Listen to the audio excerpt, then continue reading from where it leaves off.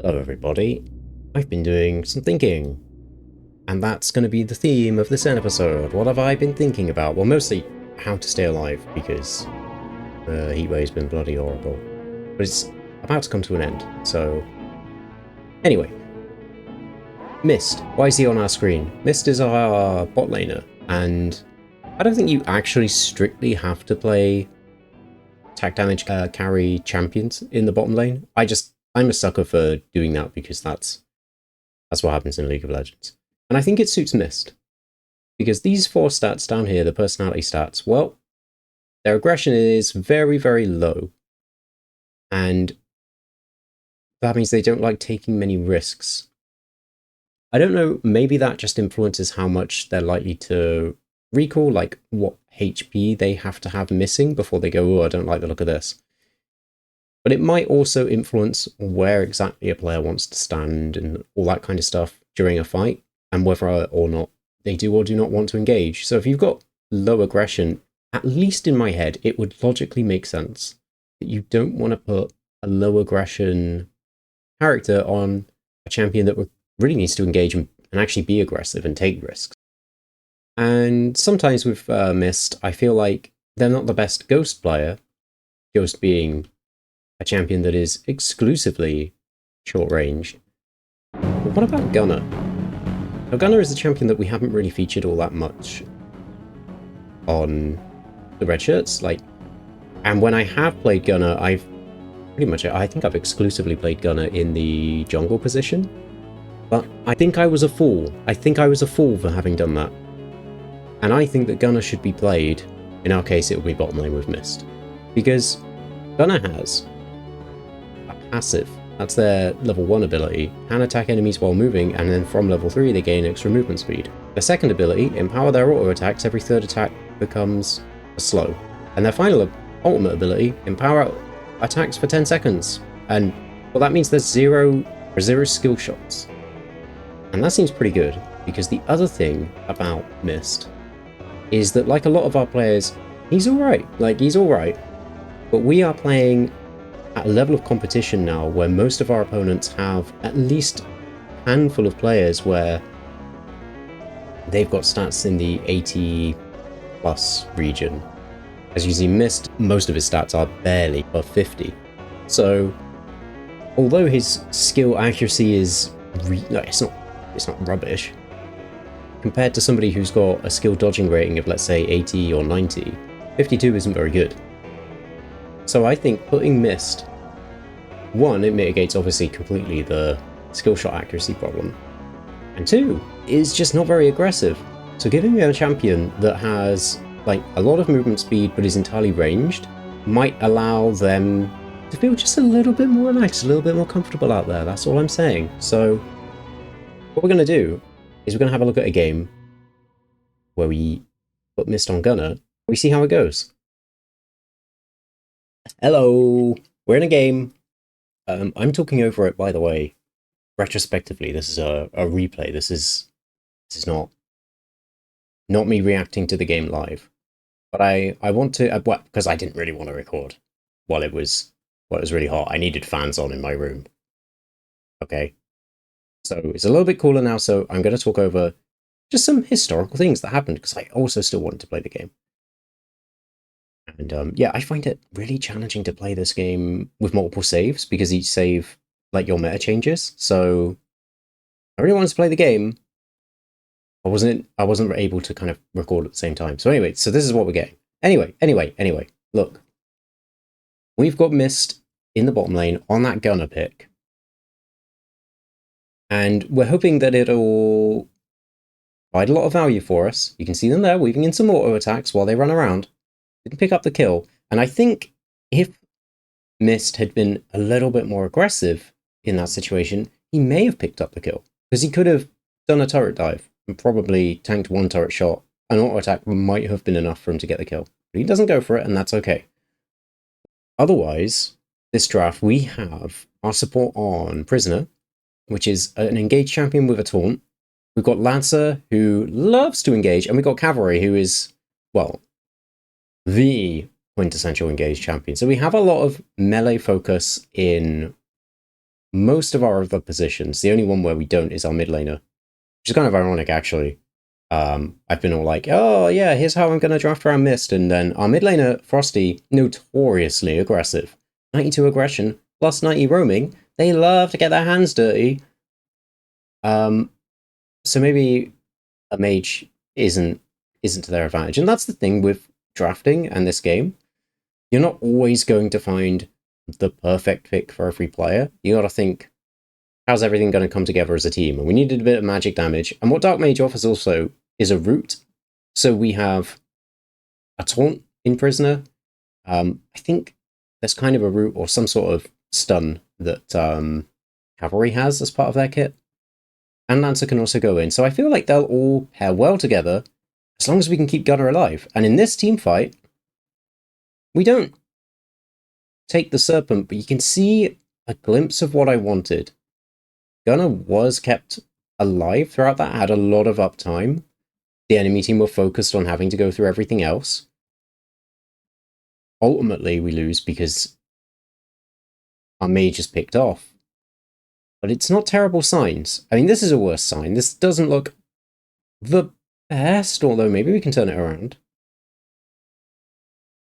We are up a kill current. No, we're now 1 for 1. I just shouldn't have spoken. Shouldn't have said anything.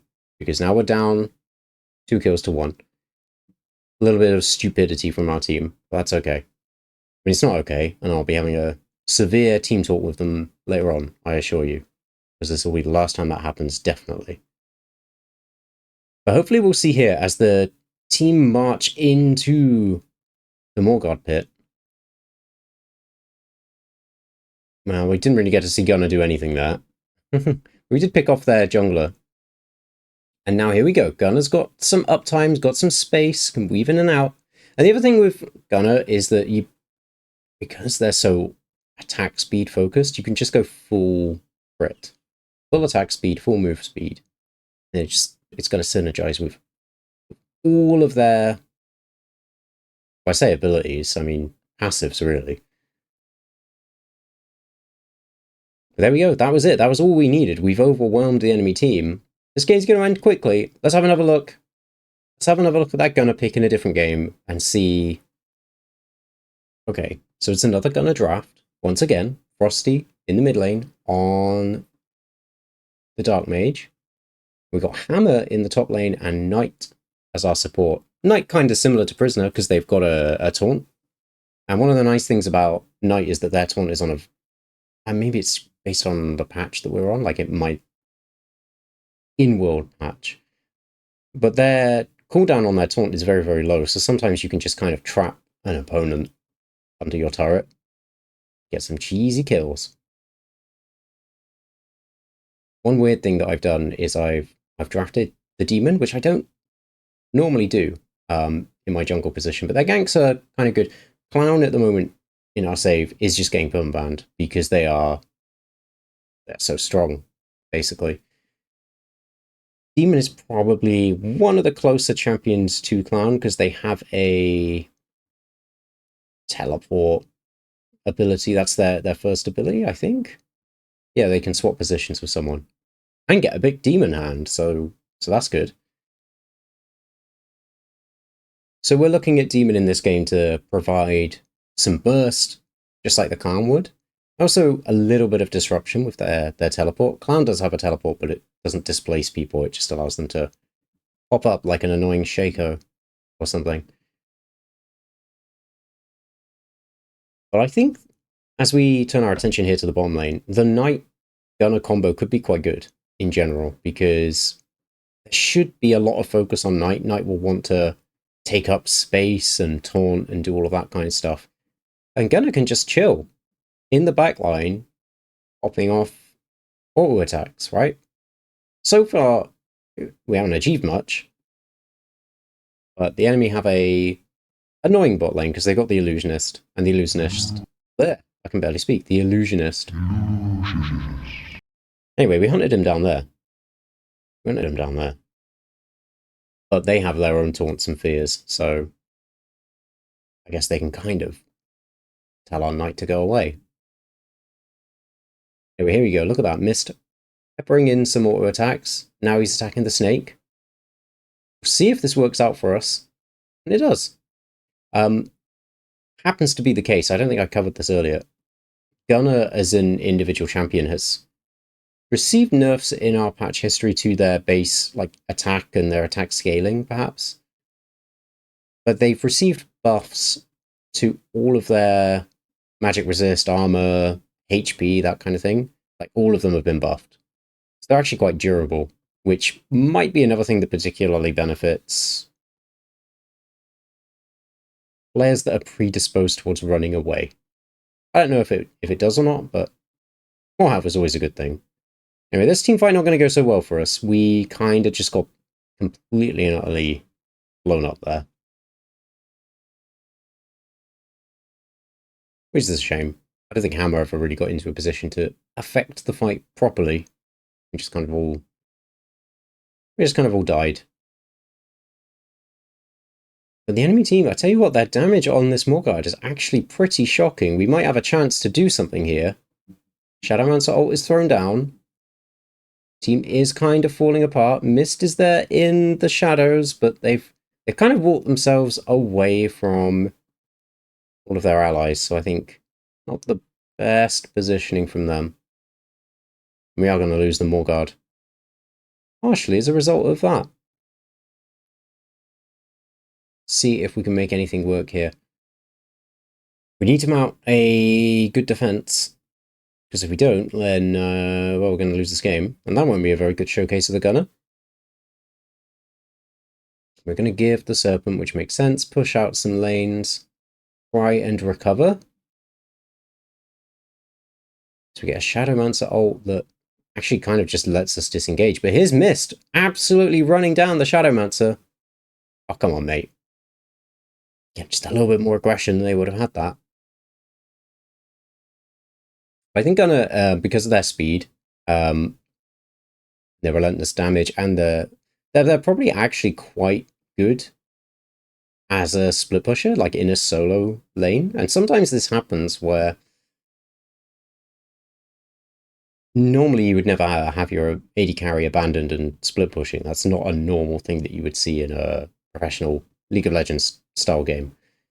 I think Gunner can kind of pull it off, and also players just attempt it whether or not it's a good idea in this game sometimes. So we have a bit of an A-ramp in the middle lane. Enemy setting up this time. It's Gunner kind of leading the charge, but spacing well. Now the rest of the team is arriving. Can we keep Gunner alive?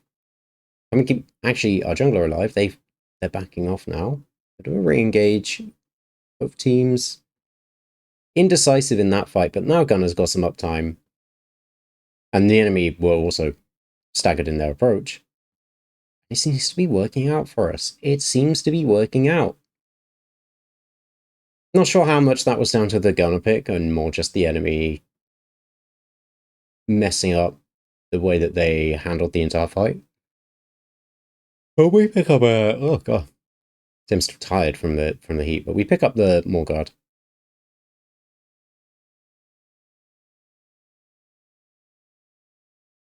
Now we're all just barreling towards the opposition. But in the classic support role of randomly split pushing. It's not really a split push, I suppose, if you got the middle lane, but they're randomly pushing. Doesn't make much sense for a support to do that. Now it's our turn. Or at least our support has the Morguard buff, I suppose. So it makes it a little bit more sense, but we'll probably overwhelm the enemy team off the back of their support stupidity. Nice one. Hello. Sorry, if I didn't make this clear earlier, there's a bit of a time skip in this episode because not all the replays actually are valid anymore in my save file. So I can look at them, but the outcomes of the replays are not the same as the actual results of the game. So I can't really use any of the footage from there.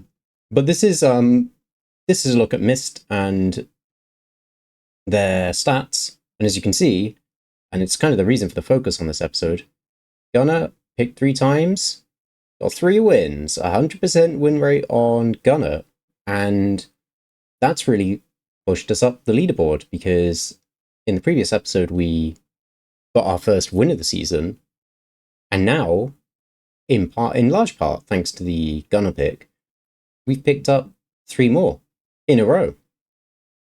And I can give you a quick look at what the score lines were from those games. If I go to the record screen, so we faced Polar Blizzards, and we smashed them 2-0. This was our gunner pick. In fact, I think this is one of the matches that I did still at least have some valid footage for. And we picked up a game where we won with Ghost, and that was me learning again and just analysing how did Mist perform on Ghost. The answer was he did fine. Lightning Raiders, and again another 2-0 win. I couldn't believe it when I was doing this during the heatwave. This time we went Gunner Plague Doctor, which I thought could be pretty good. Gunner's fast. Plague Doctor makes people even faster. And yeah, it worked. A little bit sketchy going up against the Ogre, but we managed to win this game. And we won the next game as well, because the enemy team did a weird draft where they put 3 supports in Knight, Chef, and Barrier Mage on the maps, and they also gave me Clown. So they were trolling. They were trolling in that draft. This game's a little bit closer, but again, the gunner pick worked out. This one was covered in the video. We did lose the second matchup. It was another Mist Ghost kind of experiment, and our top laner had a pretty bad game from what I remember on the ninja pick. But we somehow managed to win the final game of this one. I think largely because at the moment our save Druid is mega buffed. So, and that's it. That's us all caught up to date. So we're now 4th in the standings. Hopefully there won't be any more massive time skips going forward.